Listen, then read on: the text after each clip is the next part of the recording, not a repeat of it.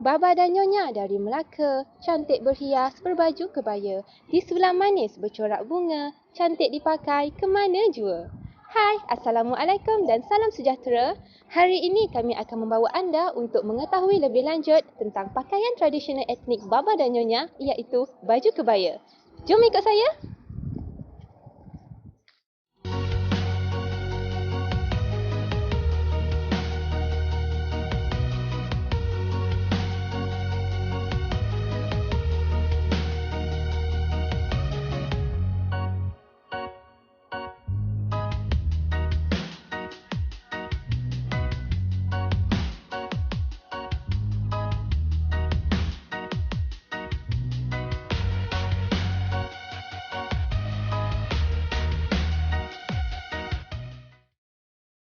Sejarah Kesultanan Melaka bermula dengan kedatangan seorang raja bernama Parameswara, iaitu seorang raja dari Sriwijaya yang datang dari Palembang yang memerintah pada tahun 1400.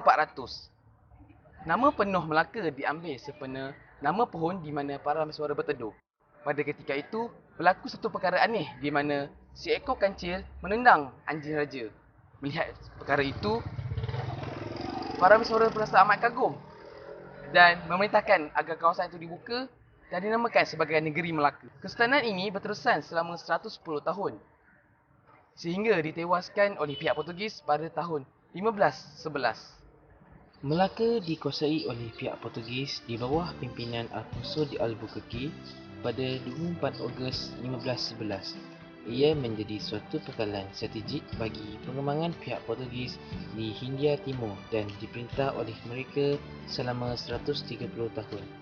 Pada tahun 1641, pihak Belanda menguasai Melaka dengan menewaskan pihak Portugis melalui bantuan Sultan Johor. Walau bagaimanapun, pihak Belanda tidak berminat menjadikan Melaka sebagai sebuah pusat perdagangan di antara timur dan barat, tetapi lebih mementingkan pembangunan Batavia di Indonesia sebagai pusat pentadbiran mereka.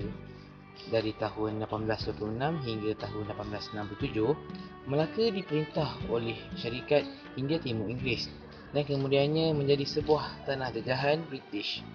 Kemudian, pada tahun 1946, ia menjadi salah satu negeri selat bersama-sama dengan Singapura dan Pulau Pinang. Selepas pembubaran tanah jajahan, Melaka dan Pulau Pinang telah menjadi sebahagian daripada Malayan Union yang kemudiannya menjadi Malaysia pada tahun 1963. Melaka diisytiharkan sebagai bandaraya bersejarah pada 15 April 1989 oleh Perdana Menteri Malaysia keempat, iaitu Tun Dr. Mahathir bin Mohamad. Untuk mengetahui lebih lanjut mengenai etnik Baba dan Nyonya, saksikan fikisan selepas ini. Kita sedia maklum bahawa negeri Melaka sangat kaya dengan sejarah dan menyimpan banyak keunikannya yang tersendiri. Salah satu daripada keunikan yang terdapat di negeri Melaka adalah komuniti Baba dan Nyonya. Komuniti Baba dan Nyonya merupakan satu golongan kaum Cina yang unik kedudukannya di negeri Melaka.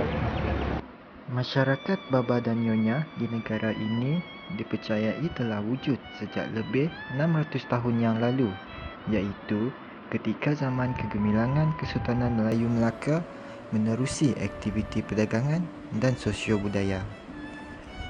Penyesuaian dan resapan budaya mereka terhadap suasana sosio-budaya di persekitaran mereka di zaman silam, iaitu melalui perkahwinan campur yang berlaku di antara kaum-kaum Cina dan juga Melayu.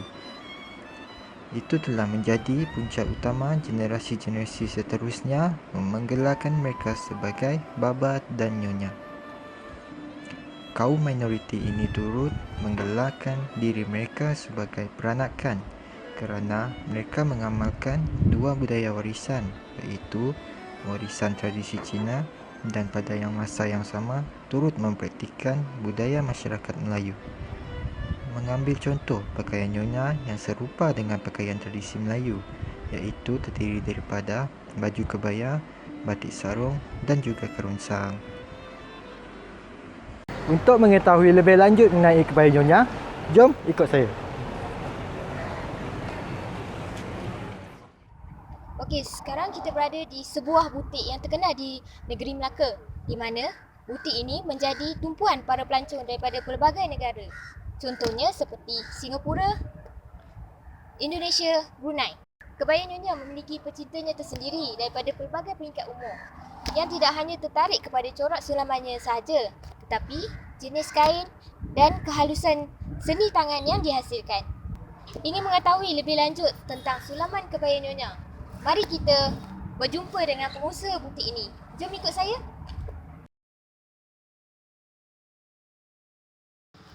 Sejak beratus tahun yang lalu, pakaian kebaya Nyonya kekal unik sehingga ke hari ini dan menyimpan nilai sentimental yang tersendiri. Asal perkataan kebaya diambil dari bahasa Arab iaitu abaya yang bermaksud pakaian. Dan perkataan Nyonya pula diambil dari bahasa Portugis iaitu dona yang bermaksud wanita. Maka lahirlah kebaya Nyonya. Persalinan kebaya bermula ketika zaman kerajaan Majapahit dan dari sini ia menular ke segenap rantau sehingga ke Melaka yang dikenali dengan kebaya Nyonya yang merupakan pakaian yang sentiasa menjadi identiti masyarakat peranakan di sini. Pemakaian kebaya Nyonya akan lebih lengkap jika dipadankan dengan aksesori lain seperti kain batik sarung, kerongsang, kasut manik dan juga beg manik. Keserian dan kemanisan si pemakai akan terus terpancar sebaik menyarung kebaya Nyonya ini.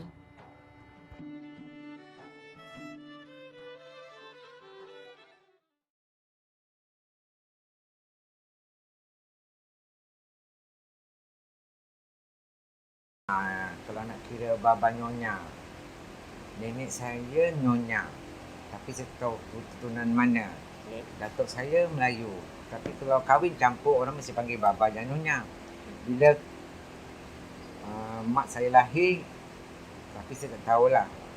Bila mak saya lahir, orang nak panggil Nyonya, tapi dia kahwin sama, Melayu dengan Melayu. Termasuk saya cucu dia ni. Saya pula kahwin dengan Nyonya Singapura. Berarti baba, pada saya baba, betul tak? Isteri saya Nyonya, baba dan Nyonya. Tapi kalau keluarkan anak pula tu saya tak tahu nak cakap macam mana. Baba atau Nyonya, sebab dia belum kahwin. Tapi tetap Islam. Jadi di situ untuk turunan adik keluarga di sini memang ada lah campuran tu. Memang ada, tetap ada sampai sekarang. Baba Nyonya tu. Sebab itu kami jual ni semua. Pakaian yang saya pakai pun orang panggil, orang Nyonya tak tahu atau baba apa pakaian ni sebenar dia. Orang tak tahu. Cuma saya seorang yang tahu. Orang Paling panggil pakaian apa tadi? sampu. Sampu. Kau tanya Ceti, orang tak tahu. Orang kau tanyalah Nyonya baba di Melaka, pakaian apa? Baju Cina. Tapi bukan, ini sampu. Asal usul tahun 1940. Bersama saya Haji Sharman iaitu pengusaha toko Cheros. Okey Haji, nak tanya sikit, apakah jenis-jenis sulaman yang terdapat pada pakaian kebaya Nyonya ni? Jenis sulaman jenis banyak, tengok pada sukaan orang lah. Kadang-kadang yang suka yang bunga-bungaan ataupun jenis-jenis binatang ataupun abstract design. Itu soalan masing-masing lah. Kalau dalam tahun 60, 70, 80 orang suka yang bunga-bunga tapi original bunga. Kalau yang zaman sekarang ni orang suka yang binatang tu bunga. Tengok binatang jenis apalah. Tengok tema dia orang. Untuk kebaya Nyonya ni apakah teknik-teknik yang digunakan untuk menghasilkan sulaman tu? Teknik sama. Cuma cara jahitan warna. Warna apa tu? Katakan ada yang dulu tahun 80-an atau 70-an satu warna saja. Satu baju satu warna. Tapi zaman sekarang semua nak warna-warna sebab nak matching sama kain sarung. Apakah perbezaan antara teknik-teknik yang digunakan tu? Contoh macam teknik sulaman kalau pakai tangan kan dia punya seni sulaman tu dia jadi lebih halus ke atau tak ada. Cuma kalau tengok jahitan tangan jahitan mesin tau. Bukan jahit tangan betul tidak. Jahitan mesin. Cuma tengok kualiti kain. Kalau kualiti kain daripada Switzerland, Turki ataupun Jepun itu tetap asli tangan. Tangan pun mesin juga. Cuma timbul di luar dengan juga di dalam. Kadang nyonya suka yang luar dalam. Kalau orang kita tengok luar dalam kata itu biasa, itu mahal harga. Tapi nyonya tak, dia suka luar dalam dia sama. Sama. Kalau dia punya daripada dia punya mesin ke, biasanya mesin apa yang digunakan? Mesin kalau start daripada murah mesin dia banyakkan singa. Itu komputer orang panggil. Kalau yang mesin nombor 2 tu mesin Greenwich. Kalau yang ketiga tu mesin Suzuki. Yang keempat dengan 5 mesin hitam dengan putih, itu yang paling mahal mesin tu. Jadi dia punya tempoh setiap peralatan yang digunakan tu berbeza-beza. Contohnya pada kualiti kain dengan benang. Benang tu sama ke ataupun berbeza juga? Kalau kita beli barang kain nela tu, kain kasa, orang kata kain kasa Rupiah. Asal daripada China. Benang tetap China. Kalau kualiti daripada Switzerland, benang tetap Switzerland. Kalau campurkan, hilap dia tak ada.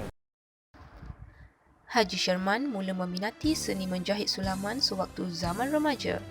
Beliau menerima tunjuk ajar dari datuknya, iaitu seorang yang mahir dalam seni sulaman kebaya nyonya. Kebanyakan rekaan atau corak kebaya yang dihasilkan adalah berunsurkan flora dan fauna selain binatang seperti burung dan ikan emas. Menurutnya, menjahit sulaman memerlukan ketelitian yang tinggi agar jahitan kemas meskipun memerlukan masa yang agak lama. Fabrik yang biasa digunakan untuk membuat kebaya nyonya dinamakan kasar Rupiah. Kain tenunan kosong ini jarang, ringan dan diperbuat daripada benang pintal yang halus. Benang yang digunakan untuk menjahit fabrik biasanya benang sulaman, mesin daripada kapas, sutera atau polister. Pada zaman dulu, fabrik dan benang yang digunakan untuk membuat kebaya nyonya daripada jenis bermutu paling tinggi dan diimpor daripada Eropah. Sesuai dengan status nyonya, sulaman goyang asli sangat mahal harganya kerana sulaman di bahagian dalam kebaya sama coraknya dengan sulaman di bahagian luar, membolehkan kedua-dua belah kain yang disulam itu digunakan. Encik, mengapa Haji masih berminat dengan kebaya nyonya? Kebaya nyonya, okey. Kebaya nyonya dikatakan daripada nenek moyang saya pakai, umpama pakai nenek lah. Saya pakai baju kebaya. Banyak orang memandang. Orang luar yang memandang pakai kebaya. Memang pakai budaya lah, orang yang kurus. Okey. Bila tiba ni, mak saya yang pakai orang yang gemuk. Kan? Dia orang tanya, mana, orang luar tanya, mana dapat baju kebaya ni? Itulah punca mula tahun 60-an macam tu lah. Kemudian saya tanya dengan mak saya, ada orang penat tak kebaya? Saya pun jahit mesin lama masih lagi. Jahit. Kemudian bila dah dapat jahit, guna kecil, tepi saja.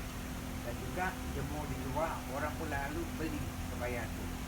Fikiran saya, kenapa saya tak boleh hidupkan kebaya yang kehendak orang?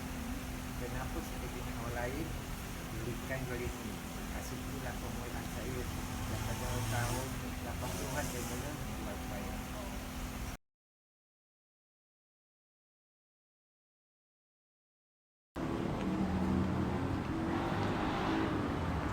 Ala membeli memang memakai walaupun harganya mencecar ribuan ringgit.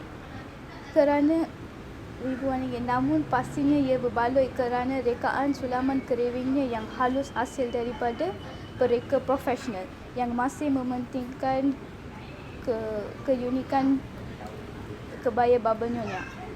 Okay, saya akhiri dengan serangkap pantun. Dari Kedah ke Pekansari, beli swasta di Kota Tinggi. Selesai sudah tugas hari ini, panjang umur bertemu lagi.